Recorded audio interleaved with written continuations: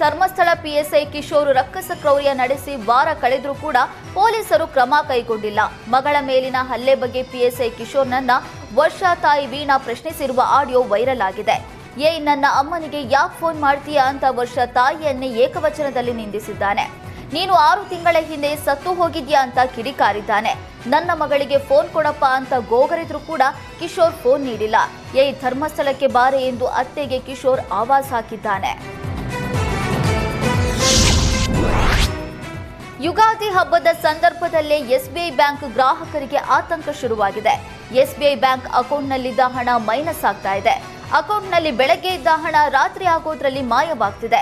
ಒಂದಲ್ಲ ಎರಡಲ್ಲ ಹಲವರ ಅಕೌಂಟ್ನಲ್ಲಿ ಮೈನಸ್ ಬ್ಯಾಲೆನ್ಸ್ ಆಗಿದೆ.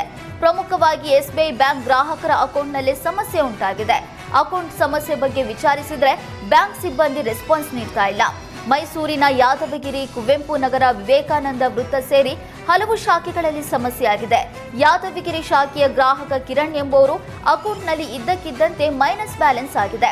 ಮಾರ್ಚ್ 25ರಂದು ಮೈನಸ್ 9,484 ರೂಪಾಯಿ ಬ್ಯಾಲೆನ್ಸ್ ಆಗಿದೆ. ಬೆಂಗಳೂರಿನಲ್ಲಿ ಸೈಬರ್ ವಂಚಕರ ಹಾವಳಿ ಹೆಚ್ಚಾಗಿದೆ.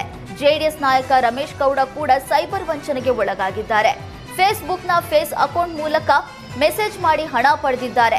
ಐಪಿಎಸ್ ಚೇತನ್ ಕುಮಾರ್ ಹೆಸರಿನಲ್ಲಿ ರಮೇಶ್ ಗೌಡಗೆ ವಂಚಿಸಿದ್ದಾರೆ. ಫೇಕ್ ಅಕೌಂಟ್ ಮೂಲಕ ಮೆಸೇಜ್ ಮಾಡಿದ್ದ ವಂಚಕರು ನನಗೆ ಬೇರೆ ಕಡೆ ವರ್ಗಾವಣೆಯಾಗಿದೆ, ಫರ್ನಿಚರ್ ಖರೀದಿ ಮಾಡಿ ಅಂತ ವಂಚಕರು ಹೇಳಿದ್ದಾರೆ. ಬಳಿಕ ವಾಟ್ಸ್ಆಪ್ನಲ್ಲಿ ಫೋನ್ ನಂಬರ್ ಕಳಿಸಿದ್ರು. ಇದನ್ನ ಸರಿಯಾಗಿ ಗಮನಿಸದೆ ರಮೇಶ್ ಗೌಡ ದುಡ್ಡು ಕಬಳಿಸಿದ್ದಾರೆ. ಈ ಹಿನ್ನೆಲೆ ಹಂತ ಹಂತವಾಗಿ ರಮೇಶ್ ಗೌಡ 1,24,000 ಹಣವನ್ನ ವರ್ಗಾಯಿಸಿದ್ದಾರೆ. ಸದ್ಯ ಆರೋಪಿ ಪತ್ತೆಗೆ ಪೊಲೀಸರು ಬಲೆ ಬೀಸಿದ್ದಾರೆ.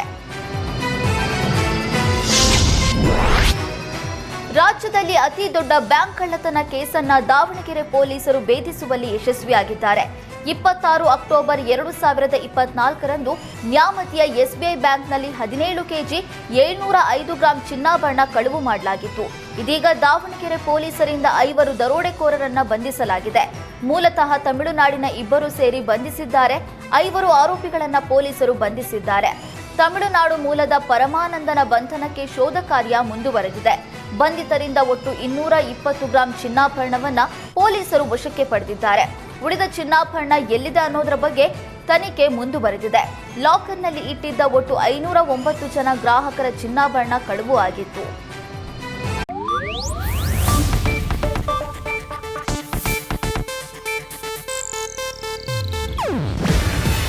ಇದು ಏಷ್ಯಾನೆಟ್ ನ್ಯೂಸ್ ನೆಟ್ವರ್ಕ್ ಪ್ರಸ್ತುತಿ. ನೀವು ನೋಡ್ತಿದ್ದೀರಾ ಏಷ್ಯಾನೆಟ್ ಸುವರ್ಣ ನ್ಯೂಸ್.